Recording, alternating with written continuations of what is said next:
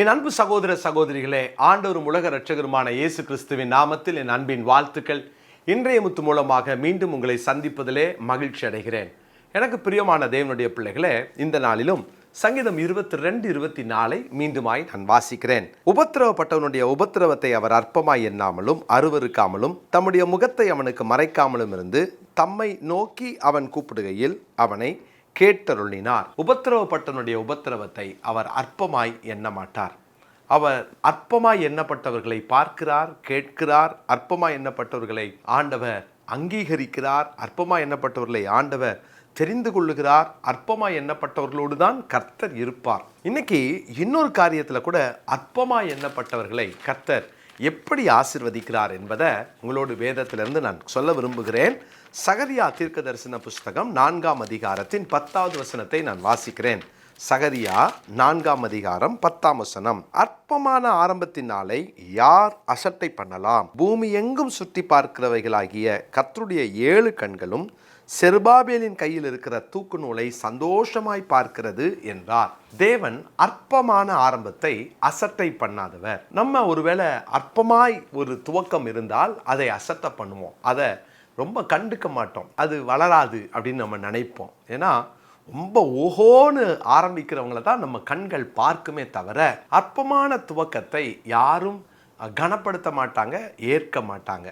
நான் ஊழியத்தை ஆரம்பித்த புதிதிலே 30 ஆண்டுகள் ஆனது. 96ஆம் ஆண்டு கர்த்தருடைய கிருபையினால் இந்த ஊழியத்தை நாம் துவங்கினோம். அந்த ஊழியத்தை துவங்குற அன்று ஒரு சகோதரர் எல்லாம் ஊழியத்தெல்லாம் முடிச்சு போகும்போது என்னை எல்லாரும் வாழ்த்துனாங்க. வாழ்த்துவார்னு நான் நினச்சா அவர் சொன்னார், இந்த வண்டியெல்லாம் ரொம்ப நாள் ஓடாது தம்பி அப்படின்னாரு. எனக்கு அது ரொம்ப டிஸ்கரேஜ்மெண்ட்டாக இருந்துச்சு. அடுத்த வருஷம் முதல் ஆண்டு விழா கொண்டாடும் போது அவரை கூப்பிட்டேன், நீங்கள் வாங்கன்னு. அவரும் வந்துட்டு திரும்ப எல்லாரும் வாழ்த்திட்டு போகும்போது நான் சாட்சி சொன்னேன். அப்போ அந்த மாதம் 4 தான் மேகசின் வெளியிட்டோம், 97ல். அப்போ அவர் சொன்னார், இந்த வண்டி சிம்பத்தியில் ஓடிடுச்சு 1 வருஷம், ஆனால் இந்த வண்டி ரொம்ப நாள்லாம் ஓடாதுன்னாரு. ரொம்ப கஷ்டமாக இருந்துச்சு. 2வது வருஷம் ஆண்டு விழாவில் நான் திரும்ப கூப்பிட்டேன். அப்பவும் என்னை டிஸ்கரேஜ் பண்ணார்.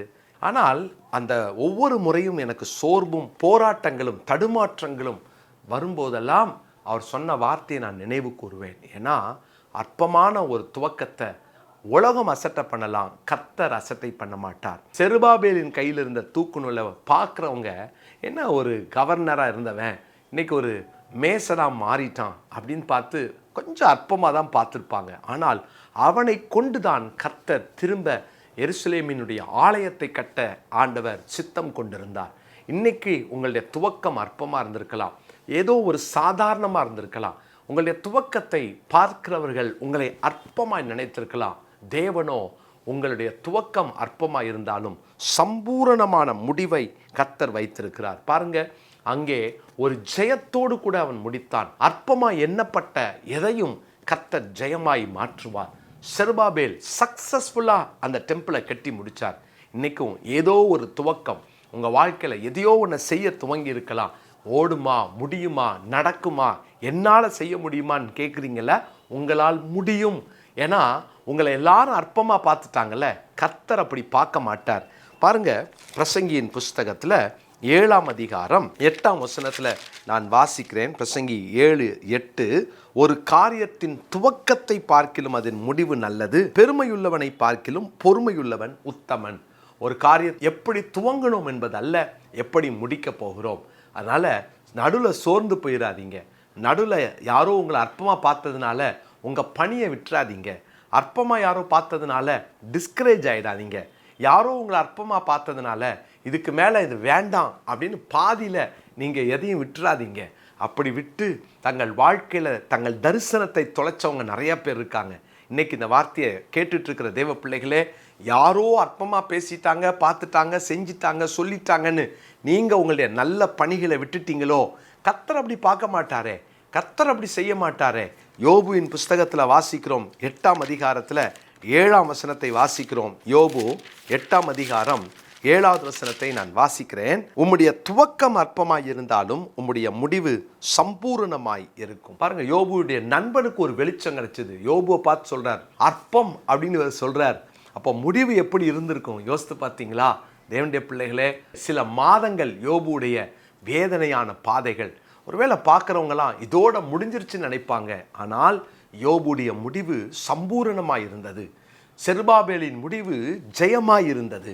பாருங்க, ஒரு நல்ல முடிவை, ஒரு சக்சஸ்ஃபுல்லான ஒரு முடிவை கர்த்தர் இன்னைக்கு உங்களுக்கு ஆண்டவர் வச்சிருக்கிறார். அருமையான தேவ பிள்ளைகளே, காரணம் என்ன தெரியுமா? இதை துவங்கினவர் கர்த்தர், உங்களை துவங்க வைத்தவர் கர்த்தர். பிலிப்பியருக்கு எழுதின நிருபம் 1ஆம் அதிகாரத்தின் 5வது வசனத்தை நான் வாசிக்கிறேன். பிலிப்பியர் 1:5, உங்களில் நற்கிரியையை தொடங்கினவர் அதை இயேசு கிறிஸ்துவின் நாள் பரியந்தம் முடிய நடத்தி வருவார் என்று நம்பி நான் உங்களை நினைக்கும் பொழுதெல்லாம் என் தேவனை ஸ்தோத்தரிக்கிறேன். இந்த நாளுக்குரிய மனப்பாட வசனம் இதுதான். பிலிப்பியர் 1:5-6 இந்த வசனங்களை குறித்து கொள்ளுங்க. வசனத்தை மனப்பாடம் பண்ணுங்க. நீங்களும் சொல்லுங்க, என்னிலே நற்கிரியை தொடங்கினவர் கிறிஸ்து இயேசுவின் நாள் பரியந்தம் அதை முடிய நடத்தி வருவார். முடியும். அது பாதியில் நிற்காது. உங்கள் பணிகள், நீங்கள் வேலையை ஆரம்பிச்சிருக்கலாம், தொழில் ஆரம்பிச்சிருக்கலாம், பாதியில் முடியாது. ஜெயத்தோடு முடிப்பீங்க, நல்லா முடிப்பீங்க, சம்பூர்ணமாக முடிப்பீங்க. ஏன்னா உங்கள் அற்பமான துவக்கத்தை உலகம் அற்பமாக பார்த்துச்சு, அற்பமாக பேசிச்சு. கர்த்தரோ அதை ஜெயமாய் நடத்தி தருவார். ஜெபிக்கலாமா? நல்ல தகப்பனே, எங்களுடைய துவக்கம் அற்பமாக இருந்தாலும் முடிவு ஜெயமாய், ஆண்டவரே முடிவு நன்மையாய், முடிவு சம்பூர்ணமாய் இருக்கும் என்று நீர் கொடுத்த வார்த்தைக்காய் ஸ்தோத்திரம்.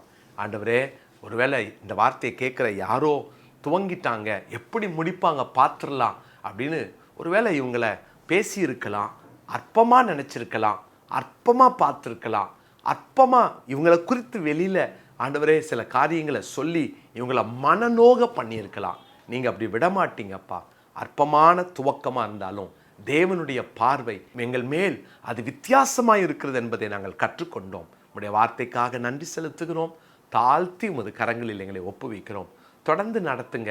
எங்களை அர்ப்பணித்து ஜெபிக்கிறோம். இயேசுவின் நாமத்தில் ஜெபிக்கிறோம் நல்ல பிதாவே, ஆமென். பிரியமான தேவனுடைய பிள்ளைகளே, இந்த 1ஆம் தேதிக்குள்ளாக நம்முடைய விங்ஸ் ஆஃப் விக்டரியினுடைய பணிகளுக்கு சுமார் 5.5 லட்சம் ரூபாய் நமக்கு தேவை.